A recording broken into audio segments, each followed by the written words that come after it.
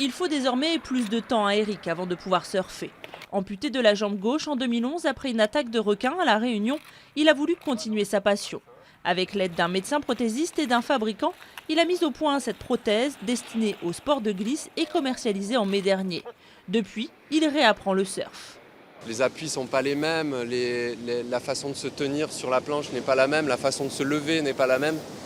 Il y a plein de choses qui changent, mais en même temps, il y a des parallèles qui se font avec une personne valide.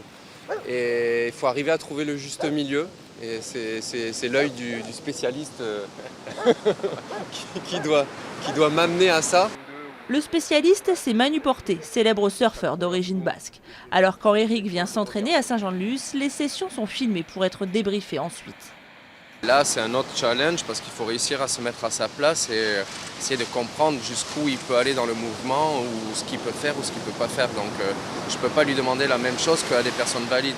Cette prothèse avec amortisseur permet de recréer la flexion du genou. Conçue pour être résistante à l'eau de mer, à la neige ou la boue, elle est aussi 2 fois moins chère que la plupart des prothèses sportives. Son autre combat, c'est aussi de favoriser l'accès des handicapés au sport.